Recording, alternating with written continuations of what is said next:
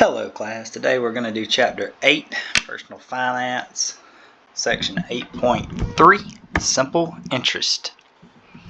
Our objectives today are to calculate simple interest, use the future value formula. Let's look at some definitions here. First definition is interest. Interest is the dollar amount that we get paid for lending money or we pay for borrowing money. The amount of money that we deposit or borrow is called the principal. The amount of interest depends on the principal, the interest rate, which is given as a percent and varies from bank to bank, and the length of time for which the money is deposited. Simple interest involves interest calculated only on the principal. To calculate simple interest, we use the following formula.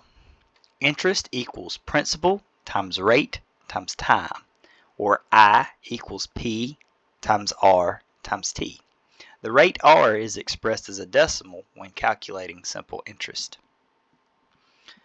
Let's look at example 1 for calculating simple interest for a year. You deposit $2,000 in your savings account at Hometown Bank, which has a rate of 1.2%. Find the interest at the end of the first year. Our solution here is to find the interest at the first year. We will use the simple interest formula, the I equals PRT. Now, P is our principal. That was the $2,000 that we deposited in our savings account. Okay.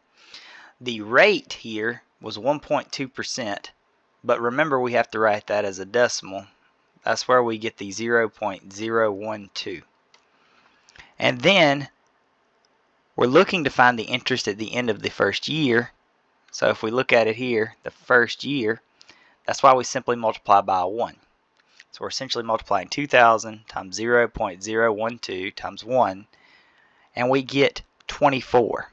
So at the end of the first year, the interest is $24.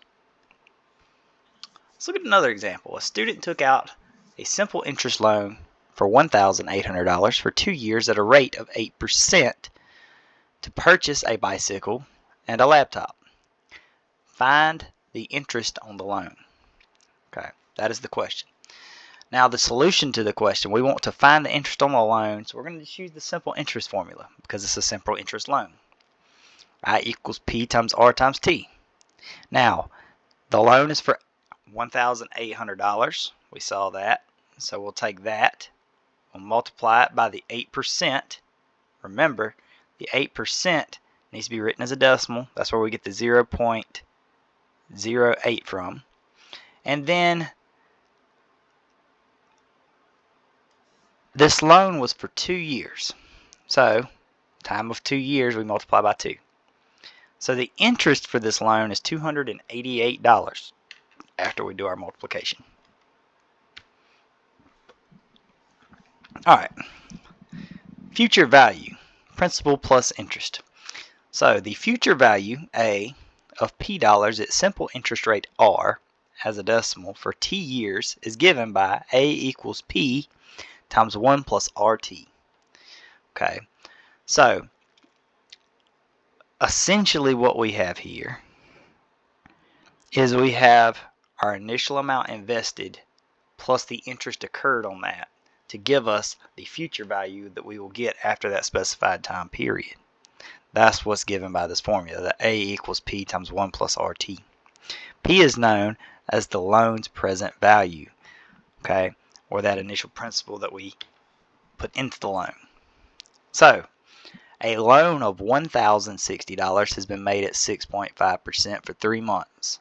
We want to find the loan's future value. Okay, so here's our variables to break down our formula. The P in our formula is the $1,060. Okay, the rate R is 6.5%. Remember, we do have to write that as a decimal, so it's 0.065. Our time here, right? Our T is calculated in years. Okay, so this is a little tricky here. T is calculated in years. This loan is for 3 months. Okay, now think about this, 3 months. Alright, 3 months out of 12 months, because there's 12 months in a year, right?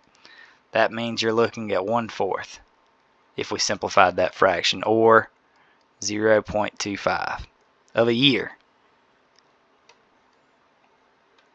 Year is what we use in the formula, so we have to use the 0.25.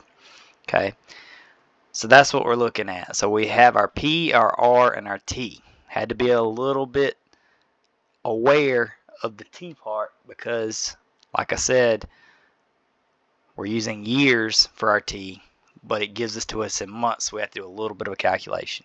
So now we can use the future value formula. A equals P times 1 plus RT. So I'm looking at 1060, remember that was our P, plus times 1 plus 0.065 times 0.25. That's our rate times our time, which gives us, if we calculate it out and round to the nearest cent, $1,077.23. Okay, so rounded to the nearest cent, the loan's future value is $1,077.23. Let's do another one.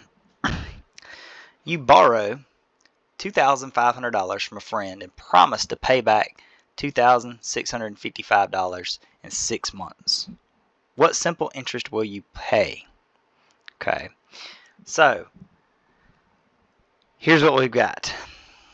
Now, we're going to use our formula just like we did in our previous example. We're going to still use our formula here. Right? So, we need to isolate our variables. We need to isolate, if you see here, we have A, P, R, and T, right? We don't know what the R is because we're looking for the R. The R is the simple interest, right? Okay, so that's what we're actually solving for here. The A, however, is our future value, and that's what you'll get paid back in 6 months. Your P is your initial amount, that's your $2,500. Your T is your time. Remember, now 6 months. 6 months, I need to write it as a year, right? There's 6 months. Okay, there's 12 months in a year, so 6 out of 12 gives you 1/2, or 0.5 years. Okay, have to put our T in years here. Okay, don't just put the month in. You gotta convert it to the year. 6 months converts to half a year. All right, so let's go ahead and take these values we've got from the problem, put them in our equation. Okay, A equals P times 1 plus RT.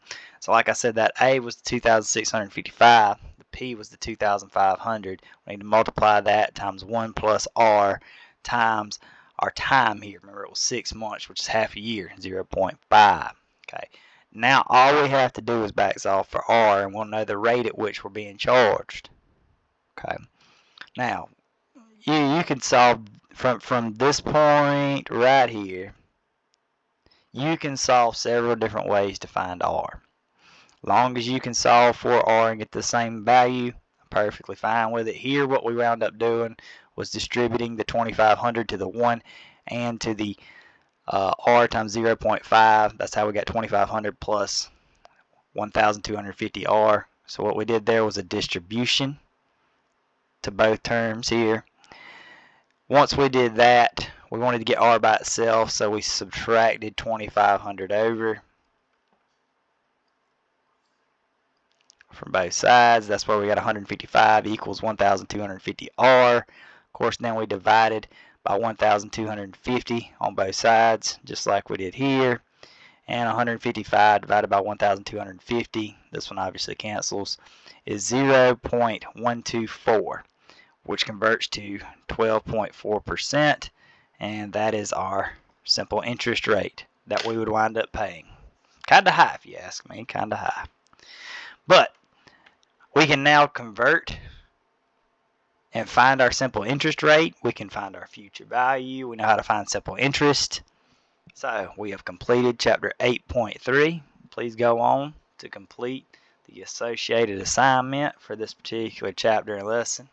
If you have any questions, don't hesitate to reach out by email, and I will help you to the best of my ability. I look forward to talking to you again next lecture.